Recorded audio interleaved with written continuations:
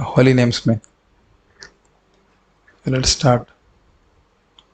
हाँ ठीक है, मुझे पता है कि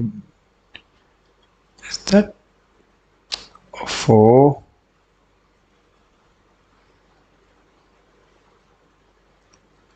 यस, भक्तों के साथ ऐसा प्राय होता है कि जब मन किसी विषय वस्तु पर अपनी पकड़ बनाने का प्रयत्न करता है तब एक अंतिम स्थिति आती है। वहां भक्तों के पास आत्मा की स्वतंत्रता का उपयोग कर कृष्ण की शरण ग्रहण कर लेने का अधिकार होता है। उस दुविधा में यदि वे वास्तव में कृष्ण को सहायता के लिए पुकारेंगे, कृष्ण को, श्रील रघुनाथ दास गोस्वामी को, श्रील प्रभुपाद को, पवित्र आत्माओं को, तो मन पीछे हट जाता है और वे बच जाते हैं। बहुत अच्छा पॉइंट है ये। मन इन महान व्यक्तित्वों की आध्यात्मिक शक्तियों के सामने नहीं टिक सकता। जैसा कि श्रील प्रभुपाद ने अपने बहुत सारे दीक्षा पत्रों में लिखा है, एक उदाहरण है, जब सूर्य आकाश में होता है तब अंधकार का कोई प्रश्न नहीं है। उसी प्रकार से जब तक आपकी जिह्वा पर हरे कृष्णा है और आप ध्यान पूर्वक हरि नाम का श्रवण कर रहे हैं तो आपकी चेतना शुद्ध होकर कृष्ण भावनामय हो जाती है। तब माया के कारण चेतना के भ्रमित होने का सवाल ही नहीं उठता। जिस प्रकार से अंधकार नहीं टिक सकता, ठीक उसी प्रकार से कृष्ण के समक्ष माया नहीं टिक सकती। इसीलिए सदैव हरे कृष्ण महामंत्र का जप करना ध्यान में रखो। ऐसा करने से तुम किसी भी परिस्थिति में सुरक्षित रहोगे, इसमें कोई शंका नहीं है। ये थोड़ा समझने का प्रयास कीजिए। देखिए, हर भक्त जानता है, यदि साधक जानता है कि जब जप कर रहे होते हैं कभी कभी भोग की वासना बहुत अधिक परेशान करती है, या भोग भी ना हो, कोई ऐसी बात है, मान लो किसी से झगड़ा हो गया और कुछ ऐसी बात है जिसको मन बिल्कुल पकड़ लेता है और छोड़ने की बिल्कुल संकल्प भी नहीं करता है, वो बिल्कुल उसको छोड़ना नहीं चाहता है।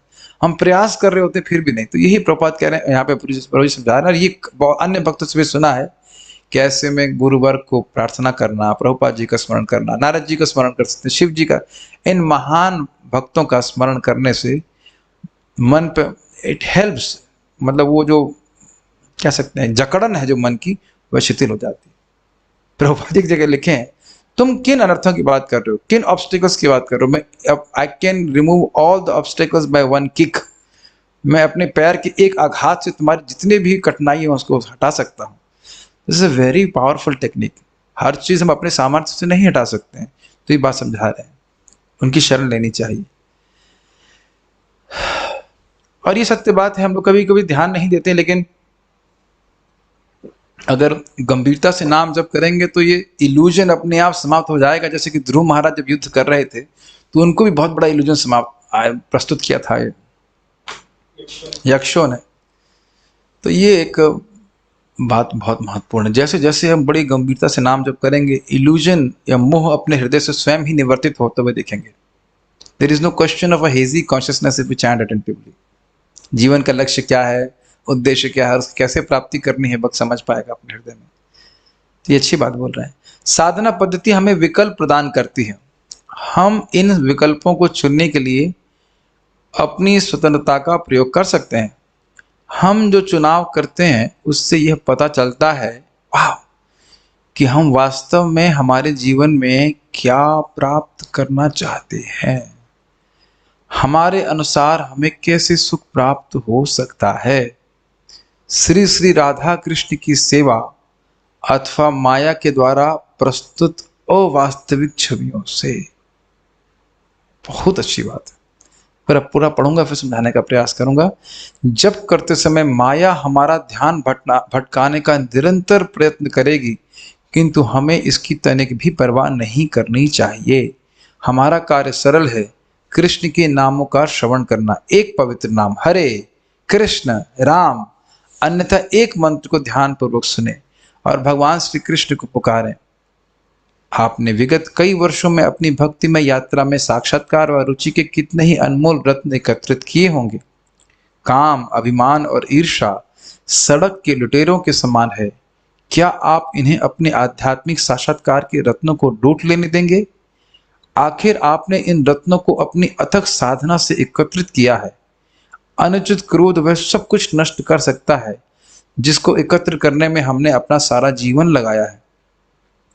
स्वयं को बचाने के लिए कृष्ण को पुकारिए, वे तुरंत आपकी रक्षा करने आएंगे।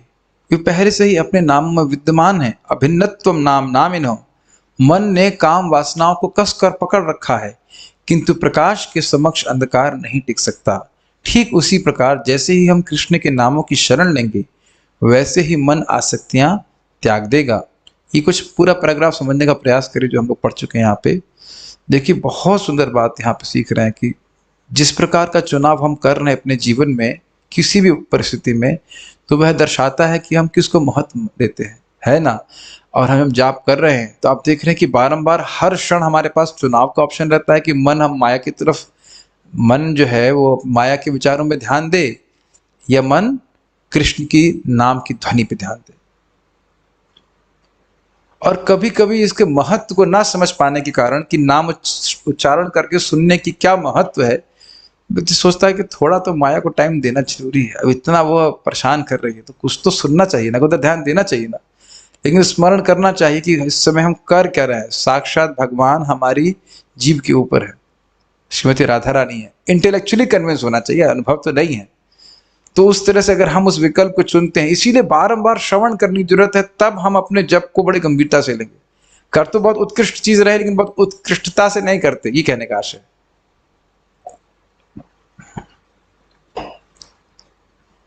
ये बहुत बड़ी बात है। प्रभुपाद जी कहते हैं कि माया, हरे कृष्ण मंत्र का जप, ये एक रस्साकशी का खेल है। ये पूरी भक्ति का प्रोसेस ही बारंबार माया आपको अपनी तरफ खींचने का प्रयास करेगी और आपको भी अपनी तरफ खींचना है इसको बारंबार। और हर क्षण माया इस प्रकार से लगी रहती है, क्योंकि वो नहीं चाहती है कि कोई इनसिंसियर व्यक्ति कृष्ण के पास जाए। वो इस प्रकार से वो करती हैं, तुम कृष्ण के पास जाना तो चाहते हो, लेकिन इसके बारे में क्या, ये जो समझ रहे हैं, हर एक की इंद्रिय तृप्ति अलग अलग होती है, तो वो वही प्रस्तुत करेगी जो आपके लिए अच्छा है। हम कई बार उदाहरण दे चुके हैं कि कोई व्यक्ति किसी चीज में आसक्त है, तो कहेंगे इसमें आसक्ति की क्या बात हो, आपके लिए कुछ भी आसक्ति की बात नहीं है, लेकिन दूसरे व्यक्ति के लिए बहुत आसक्ति की बात है। Does it make sense? स्त्री है, धन है, यश है, या और भी बहुत सारी चीजें हो सकती हैं। हो सकता है उस पर आपका कोई आकर्षण नहीं, सामने वाले को बहुत आकर्षण हो। बहुत अच्छी लाइन है कि हम किन विकल्पों को चुन रहे हैं, ये निर्धारित करता है, ये प्रस्तुत करता है कि हमारे लिए महत्वपूर्ण क्या है। और जैसे सब लोग जानते हैं, BCD जानते हैं, between birth and death there are choices.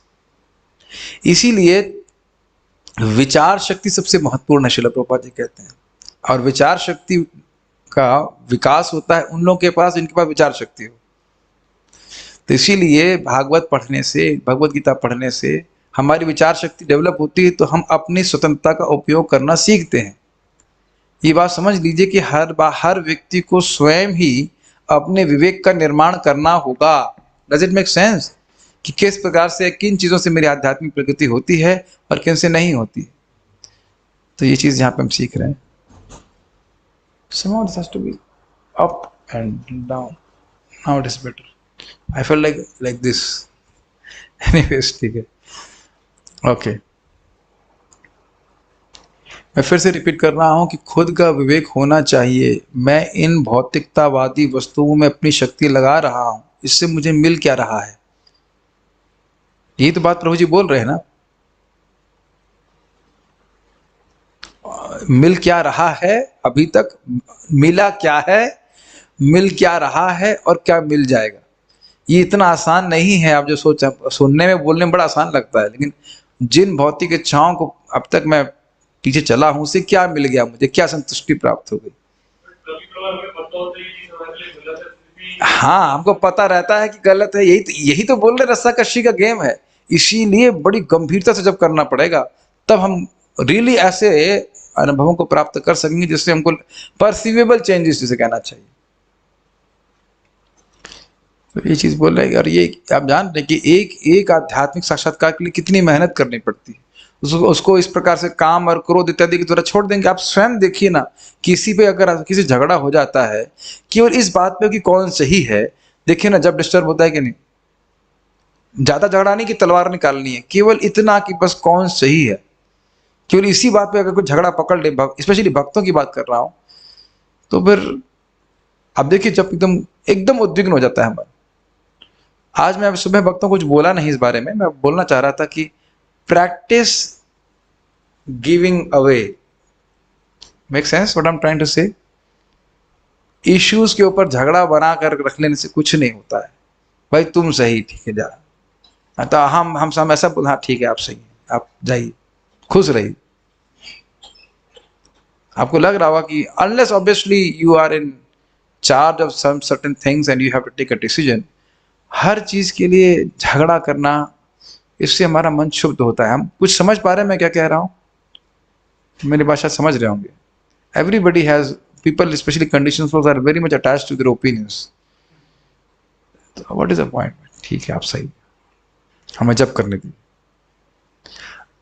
ये बहुत हेल्पफुल होता है, आप समझिए मेरी बात।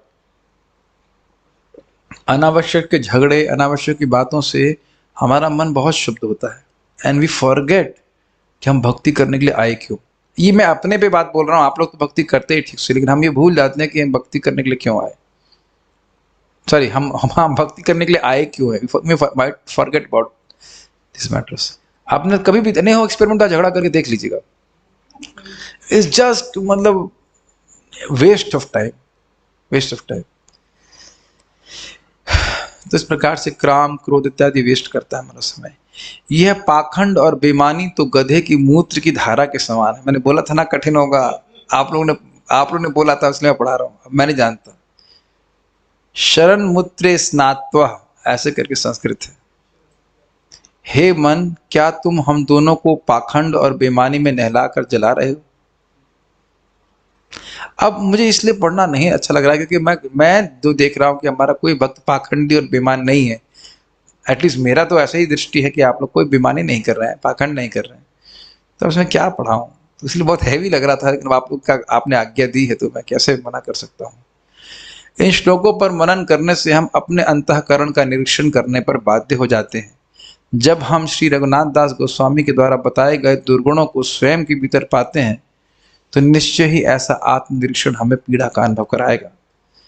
अब ये सब बातें बोल रहे हैं लेकिन मैं कन्विंस नहीं उससे पूरी तरह से, मतलब कन्विंस मतलब पता नहीं, मुझे तो भक्त बेईमानी करते हुए नहीं दिखते।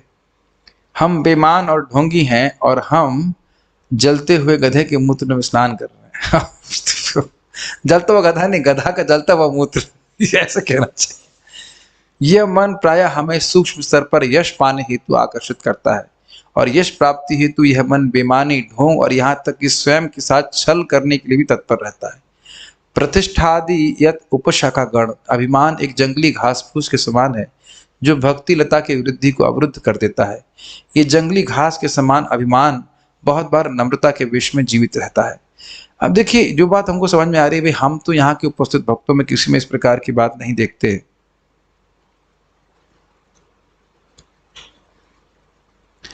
तो इसलिए अब पता नहीं, हमें तो ये दुर्गुण भक्तों में दिखता नहीं। आप ऐसे कौन यश की इच्छा रखता है? मुझे रेजर हैंड, ऐसे ऐसे नो यश, यश कहाँ मिल भी कहाँ रहा है, इच्छा भी रखते मिल कौन सा रहा है, कौन सा यश मिल जा रहा है इससे प्राप्त?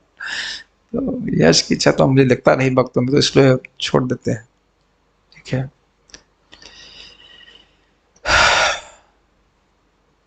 आता है क्या पता नहीं यश की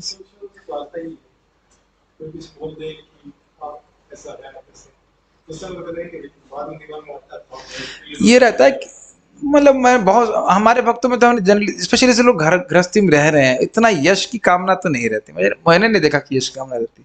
हो सकता हो कि जो कथा बोलने वाले हम जैसे लोग उनकी इच्छा हो कि बारे व्यूज बढ़ जाए, ये वो होता है, लेकिन भक्ति करते करते वह भी समाप्त होने लगती हो। भाई हम ऐसे कह सकते कि मेरा हृदय इतना अभी काला है कि मुझे वो काली दिख ही नहीं रही है, ये भी मान सकता हूँ, इसमें कोई डाउट नहीं। लेकिन मुझे तो भक्त तो सिंसियरली दिखते हैं। कौन माता जी लोगों क्या यश की इच्छा होगी? जब कर रहे हैं सब भक्ति कर रहे हैं, पता नहीं, मेरे को तो नहीं दिख रहा है, मैं देख नहीं पा रहा हूँ, असमर्थता मान के चलिए। वो बहुत होगा, वैसे ही होगा कि नया ड्रेस आ जाए, थोड़ा बहुत ही सब इच्छा, और तो क्या कुछ खाने को मिल जाए। जनरली जब करते करते सब इच्छा समाप्त हो जाती है। पता नहीं, मैं तो नहीं देख पा रहा, मैं क्या कहूँगा, मुझे तो नहीं दिख रहा। लेकिन यश की इच्छा मुझे दिखती नहीं है, पता नहीं ऐसे। मतलब जितने भक्तों को हम यहाँ पे जूम पे कल्टीवेट करें उनमें तो कुछ नहीं दिखती कि ऐसा हो। हमको तो दिख ही नहीं रही तो क्या कहे बताइए। ये मेरी कमी है जो भी कह लीजिए। मुझे तो नहीं दिख रहा है। भौतिक इच्छाएं, अनर्थ, अपराध, हृदय की दुर्बलता, ये 4 कारण थे जिनकी वजह से नाम में रुचि नहीं थी। क्या हमने अपने आशाओं को इन अवरोधों में निवेशित कर रखा है? ये आशा करते हुए कि जिस आनंद की हम इच्छा रखते हैं उसको ये हमें प्रदान कर सकते हैं। मन निरंतर इन्हें जकड़ने की कोशिश करता है और आशा करता है कि इस प्रकार गधे के मूत्र में नहाने से हम संतुष्ट हो जाएंगे। अब ये बहुत हैवी है, this is too heavy, let us read and go head. Srila Raghunath Das Goswami दूसरे प्रकार के स्नान का सुझाव दे रहे हैं। तुम्हें हम दोनों को नित्य श्री श्री गांधार गिरधारी के जगमग शुद्ध प्रेम में भिगोकर प्रसन्नता का अनुभव करना चाहिए। अब चलिए, हम इतना पढ़ चुके थे, ये पढ़ना था, अब आगे इसको हम पढ़ रहे हैं।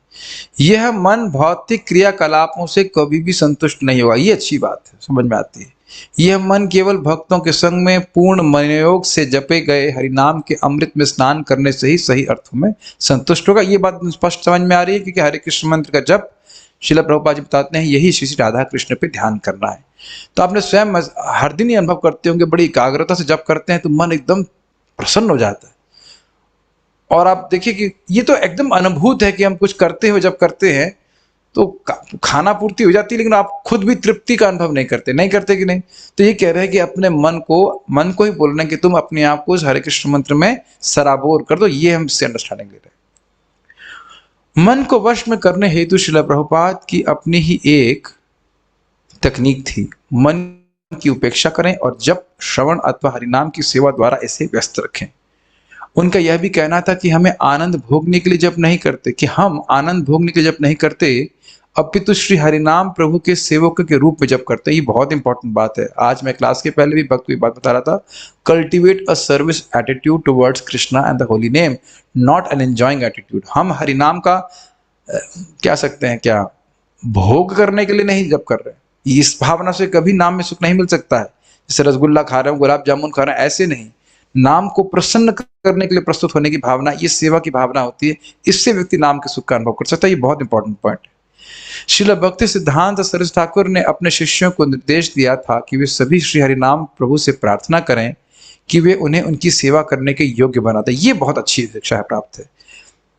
Make my heart suitable for serving you, या मेरे हृदय को शुद्ध कर दें ताकि मैं अब मेरी सेवा के द्वारा आपको सुख प्राप्त हो। ये बहुत अच्छी बात है। ये प्रार्थना आप जरूर सीख सकते हैं या ये भगवान से कर सकते हैं कि क्या योग्यता है, तृणादपि सुनिचेना तरोरपि सहिष्णुना। और हम जानते हैं कि अपनी क्षमता से हम इस गुण को भी कल्टीवेट नहीं कर सकते। प्रयास कर सकते हैं, लेकिन सहज रूप से ये गुण विद्यमान रहे, ये तो भगवान की कृपा से ही होने वाला है। अगर ऐसी कृपा हो जाती है तो नाम का सुख हमको तुरंत ही प्राप्त हो जाएगा, इसमें कोई कठिनाई नहीं। तो क्या सेवा करनी है? हरिनाम का सेवक बनना। हरिनाम का सेवक बनने से क्या आशा है? श्रील प्रभुपाद कृष्ण के नामों के एक महान सेवक हैं, क्योंकि उन्होंने हरिनाम और श्री चैतन्य महाप्रभु की इस इच्छा को पूर्ण किया कि हरिनाम पूरे विश्व में फैल जाए। तो ये समझे हरिनाम की क्या सेवा है? एक स्वयं हरि कृष्ण मंत्र जप करना और हरिनाम दूसरों को देने का प्रयास करना। इस सेवा के प्रति श्रील प्रभुपाद ने अतुल्य रूप से समर्पण व्यक्त किया। श्रील प्रभुपाद ने शेष जो कुछ भी किया उसे इस मुख्य सेवा के एक अंश के रूप में देखा। समझ में आ रहा है? Chant Hare Krishna, spread Hare Krishna and you fill anything and everything in between. स्वयं नाम जप करें और दूसरों को नाम जप करने के लिए हेल्प करें, और बाकी जो कुछ करें वह इसके बीच में होना चाहिए। प्रसाद खाना है, स्नान करना है, शरीर का ध्यान रखना है, और जो कुछ भी करें ये मुख्य इस युग धर्म के प्रवर्तन के लिए होना चाहिए। चाहे वर्णाश्रम धर्म की व्यवस्था भी करवाने चाहते थे प्रभुपाद, इसीलिए कि भक्त लोग गिरे नहीं और ऐसे वातावरण में रहें कि वो हरे कृष्ण मंत्र जप कर सके। कई बार बोला है, अपने फैक्ट्री में काम करने के बाद हरिनाम जप कर सकते हैं शायद, लेकिन बहुत कठिन होता है। कितने भक्त लोग नाइट शिफ्ट करने के कारण सुबह साधना नहीं कर पाते हैं। तो इस प्रकार का उग्र कर्म में भक्त लोग अगर नियोजित रहेंगे तो उनके लिए भक्ति करना कठिन होगा। तो प्रभुपाद जी वर्णाश्रम की स्थापना भी इसीलिए करना चाहते थे कि भक्त लोग एक सतोगुणी वातावरण में रह करके भक्ति ठीक से कर सके, उसमें भी भगवान का नाम जप बहुत ठीक से कर सके। ये बात प्रभुपाद जी की थी, बहुत अच्छी बात। हमें सचेत रहकर इसका ध्यान रखना होगा। मतलब दोनों सेवाएं, हमारी सेवाएं प्रत्यक्ष या अप्रत्यक्ष रूप से श्री कृष्ण के पवित्र नामों की सेवा तथा उनके प्रचार से जुड़ी हुई हैं। This is a very important and inspirational line. देखिए, जब भगवान की हम सेवा करते हैं तो भगवान अपनी महिमा हमारे हृदय में प्रकाशित करते हैं। वही बात भगवान के नाम पर भी घटित होगी। नाम की महिमा को हम बुद्धि से कभी नहीं समझ पाएंगे, इसलिए दोनों प्रकार की सेवा करेंगे तो नाम प्रभु कृपा करके हमारे ऊपर अपनी महिमा प्रकाशित करेंगे। मैं तो अपने जीवन में देखा है कि जब मैं सोचता हूँ कि केवल जब करूंगा तो मेरा जब बिल्कुल सूखा हो जाता है, तो कहीं कुछ प्रीचिंग करता हूँ, कुछ करता हूँ, तो तब थोड़ा सा रुचि प्राप्त होती है। तो अपने जीवन में मैं तो ये बिल्कुल फिक्स कर लिया हूँ या समझ लिया हूँ कि भाई हमको फ्री में तो कुछ नहीं मिलने वाला। प्रीचिंग नहीं करेंगे तो नाम तुरंत अपनी, मतलब एटलीस्ट मैं अपनी बात कर रहा हूँ, कुछ कृपा प्रस्तुत नहीं करते हैं, सूखा सूखा लगता है। लेकिन दूसरों को भी मदद करते हैं नाम जप करने में, तो अपना भी हम देखते हैं कि नाम के प्रति आकर्षण या नाम के प्रति जो विश्वास है वो बढ़ जाता है। आप लोगों ने भी शायद ऐसे महसूस किया होगा। नहीं Prabhu ji, we are already liberated, we have taste for chanting, you don't have to, who are you to tell us anything about the holy name. तो ये है, ध्यान रखना होगा, नाम जप भी करना है और दूसरों की मदद भी करनी है। मुझे तो ये आश्चर्य होता है कि जिसको नाम जप करने से सुविधा, कुछ अंतर महसूस हो रहा है अपने जीवन में, दूसरों को बताएगा क्यों नहीं? Make sense to you? अगर आपको कुछ अच्छा नहीं लगा, आपके जीवन में कोई परिवर्तन नहीं हुआ, तो समझ में आता है। कुछ परिवर्तन हुआ तो दूसरों को क्यों नहीं बताएगा? और ऐसा हो ही नहीं सकता कि गंभीरता से नाम जप करें और कुछ परिवर्तन नहीं हो। तो ये तो बातें कुछ मुझे मतलब मैच नहीं करती। श्री कृष्ण भगवद गीता में कहते हैं, चेतसा सर्व कर्माणि मयि सन्न्यस्य मत्परः बुद्धि योगम उपाश्रित्य मच्चित्त सततम भव। सारे कार्यों के लिए मुझ पर निर्भर रहो और मेरे संरक्षण में सदा कर्म करो। ऐसी भक्ति में मेरी प्रति पूर्णतया सचेत रहो। कृष्ण की व्यक्तिगत सेवा व हरिनाम की सेवा अभिन्न है। माया को इनमें भेद करने का अवसर न दें। बहुत सुंदर बात है। इसको तो हमें रोज सुनना चाहिए, इस पर स्मरण करना चाहिए कि हम जाप कर रहे हैं तो साक्षात कृष्ण की सेवा कर रहे हैं, कृष्ण राधा कृष्ण की सेवा कर रहे हैं। हम लोग सोच नहीं पाएंगे, समझ नहीं पाएंगे हम जैसे कलयुग जीव को राधा कृष्ण की सेवा करने का मौका क्यों दिया जा रहा है। तो कृपा को भी अपने लॉजिक में बांधेंगे। ये बात बृहत भागवतामृत में भी जयंत नाम के गुरु गोप कुमार को आके फिर से बोलते हैं कि तुम सेवा कर रहे हो कृष्ण की, लेकिन जो मंत्र दिया हूं उसकी उपेक्षा नहीं करना। इति मंत्र विधानेना मंत्र मूर्तिम अमूर्तिकम यजेत यज्ञ पुरुषम स सम्यक दर्शना पुमान। नारद जी बोले थे ना कि इस मंत्र के द्वारा मंत्र मूर्ति भगवान की उपासना जो करता है वह भगवान का सम्यक दर्शन प्राप्त करेगा। तो ये चैंटिंग ऑफ हरे कृष्ण मंत्र, ये कृष्ण की सेवा है और नाम की भी सेवा है। ये भौतिक मन कितना चतुर है कि सेवा को कार्य में बदल देगा। सेवा हमारा कार्य नहीं बन जाना चाहिए, कार्य तो हमारे व्यवसाय का एक पक्ष है। सेवा को सेवा ही रहने दें, हमारा भक्तिमय उपहार। ये समझ में आया? The purpose of our service is to please the purpose, नहीं, the object of our service is to please the object of our service. पर राधानाथ महाराज से वो इसको बोलते हैं, बहुत अच्छा लगता है। तो ये हम भूल जाते हैं। अब ये एक बहुत बड़ी बीमारी है कि आदमी जब कर रहे बैठा और सोच रहा है निपटाए इसको, है ना, निपटाने वाली भावना आ जाती है स्पेशली प्रारंभ में। लेकिन इसीलिए सुबह के समय बड़ी तसल्ली से माला करनी चाहिए कि हम यहाँ भगवान को प्रसन्न करने के लिए बैठे हैं, उनको अपना सबसे अधिक अटेंशन और मन देने का प्रयास कर रहे हैं। ये बहुत अच्छी बात है। इसीलिए बहुत कम समय में भी जो लोग गंभीरता से माला जाप करते हैं उनके जीवन में विशिष्ट परिवर्तन देखा जाएगा। वो स्वयं देखेंगे, वो स्वयं देखेंगे, दूसरे देखें या ना देखें वो आगे की बात, वो स्वयं देखेंगे, अरे मुझे तो इतना, मुझे कैसे मेरा भौतिक आकर्षण समाप्त हो रहा है, कैसा मेरा कृष्ण की कथा में या अन्य वास्तु में मेरा आकर्षण बढ़ रहा है। ये आप अपने आप देखने वाले हैं। मेरे ख्याल से देख भी रहे होंगे भक्त लोग। यहाँ कोई हाँ नहीं बोलेगा, हाँ बोलेगा तो अपने आप को एक्नॉलेज करेगा कि गंभीर भक्त है। But I can see how devotees who are sincerely chanting, they're experiencing this kind of thing. It doesn't have to be years together. ऐसा नहीं कि सालों साल भजन करने के बाद ही ऐसा होगा। It works fast.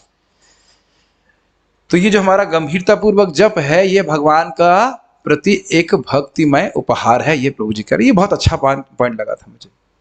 Shri Krishna Bhagavad Gita के 9वें अध्याय में कहते हैं कि भक्त उन्हें पुष्प, फल और जल अर्पण कर सकते हैं, किंतु इन वस्तुओं का अपने आप में तथा श्री कृष्ण को इनके अर्पण करने का क्या अर्थ है? क्या कृष्ण को पुष्पों की आवश्यकता है? पुष्प चाहे अत्यंत सुगंधित हों, फिर भी जब उन्हें श्री कृष्ण को अर्पित किया जाता है तो वे और भी महत्वशाली हो जाते हैं, क्योंकि वे हमारी आंतरिक भावना का बाहरी स्वरूप होते हैं। समझ रहे हैं? प्रेम करते हैं तो फूल दे रहे हैं। जब कोई हमें गुलाब का पुष्प देता है तो हम उसे प्रीति का भाव समझकर ग्रहण करते हैं। गुलाब मात्र आंतरिक प्रीति का बाहरी स्वरूप है। यंत्र की भांति भक्ति करना बिल्कुल संभव है, किंतु इसमें व्यक्ति बाहरी रीति रिवाजों में तनिक भी किंतु इसमें व्यक्ति बाहरी रीति रिवाजों से तनिक भी ऊपर नहीं उठ पाता। वास्तव में हम अपनी भक्ति की गहराई प्रदान करना हम अपनी भक्ति को गहराई प्रदान करना चाहते हैं, जिससे हम अपनी भक्ति व्यक्त कर सकें। हरिनाम का जप करने में भी उपरोक्त सिद्धांत ही लागू होगा। नियमित मालाओं का प्रतिदिन जप करना भी हमारे कृष्ण के प्रति प्रेम व्यक्त करने का एक भाव है। यदि हमें हमारी सेवा का भाव गहरा करना है तो हमें कृष्ण सेवा और नाम सेवा का संयोग करना होगा। श्री कृष्ण हमें कहते हैं कि हमें सभी कार्य क्रियाकलापों को करते समय उनका पूर्ण ध्यान करना चाहिए। पूर्णतः मुझ में ध्यान मग्न रहो का अर्थ है कि सेवा करते समय हम स्वयं को उनके प्रति एक सेवक की भांति देखें। क्लियर समझ में आ रहा है? बहुत अच्छी लाइन है। जप हो या कुछ और, हम जो कुछ भी करें वह मात्र एक कार्य नहीं है, यहाँ तक कि केवल भक्ति भी नहीं है। ये सभी हमारी भक्तिमय सेवा हैं जो श्री कृष्ण के प्रसन्न करने की हमारी आंतरिक इच्छा की अभिव्यक्ति हैं। ये थोड़ा समझना चाहिए। आपने देखा है बहुत बार हम लोग स्वयं या अन्य लोग भी जब करते हैं हरे कृष्ण हरे राम राम हरे हरे कृष्ण हरे कृष्ण हरे कृष्ण हरे कृष्ण राम हरे हरे राम राम हरे राम हरे कृष्ण राम हरे हरे कृष्ण। अब देख रहे there is no inclination to please Krishna. अनुकूल्यम अनुकूल्येन कृष्णानुशीलनम। तो अभ्यास या अनुशीलन की बात करें तो क्या उसमें प्रगति की इच्छा नहीं होती? बताइए, आप मृदंग सीखते हो तो क्या ऐसे ही बस बजाते रहते हो? ये इच्छा होती है कि मैं सीखूं, मैं प्रगति भी करूं।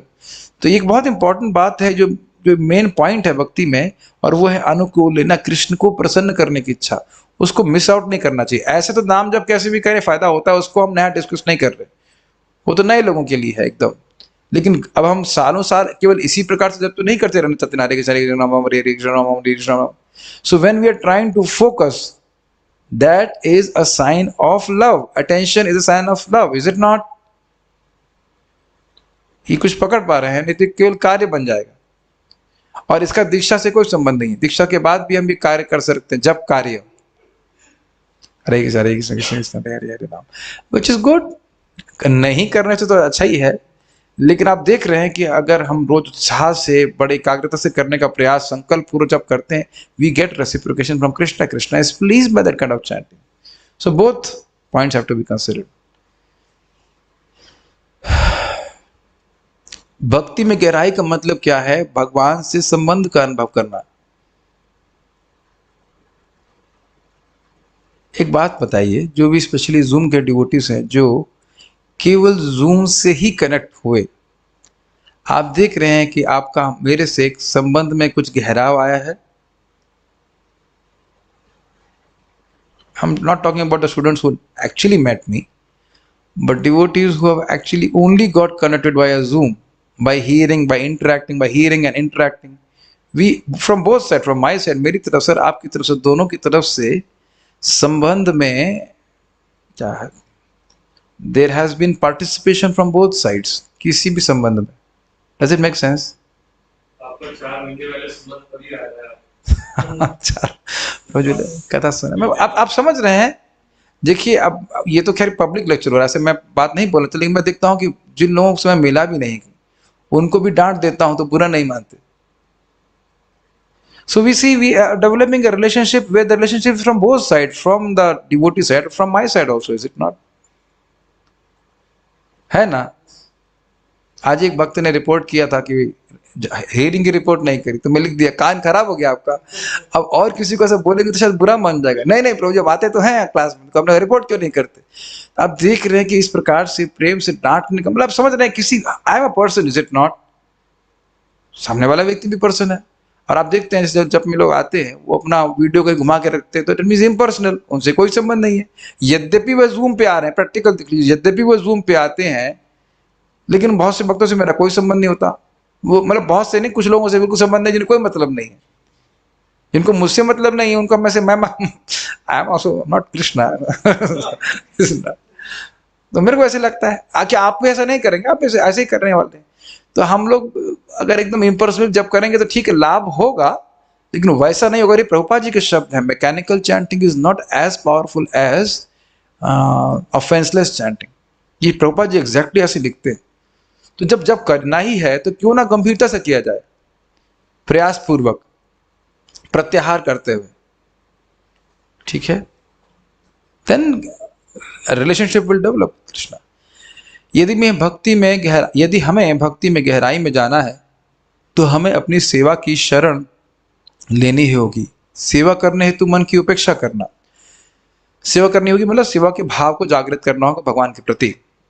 श्रील प्रभुपाद और उनके गुरु महाराज ने अपने शिष्यों को प्रशिक्षित किया था कि सेवा करने के लिए किस प्रकार मन की उपेक्षा करनी चाहिए।